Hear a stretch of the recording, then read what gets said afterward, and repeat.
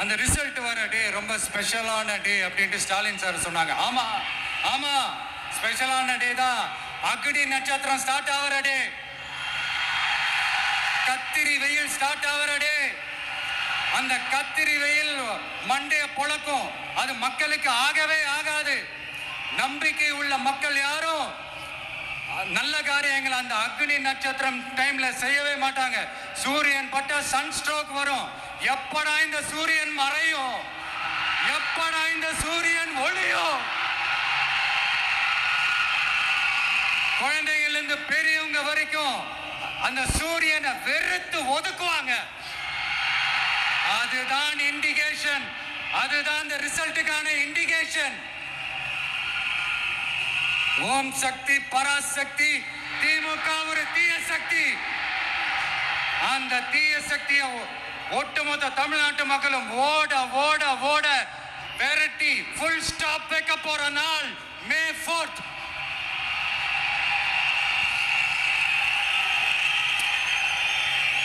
நம்ம ஆட்சிக்கு வந்த அடுத்த நிமிஷம் என்ன செய்ய போறேன்னு சொல்றேன்.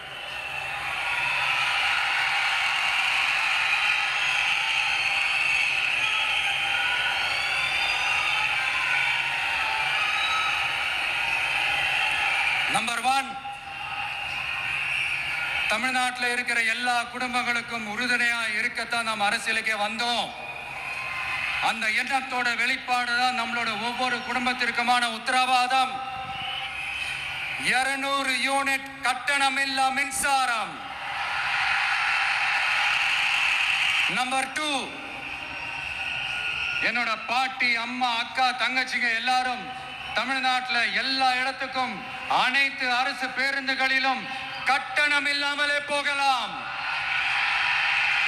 நம்பர் 3, சட்டம் ஒழுங்கு சரியா ரொம்ப ஸ்ட்ரிக்டா நிலைநாட்டியே தீர்வோம். அதோட வெளிப்பாடா பெண்கள் பாதுகாப்புக்கான மிக கடுமையான சிறப்பு சட்டம் கொண்டு வரப்படும்.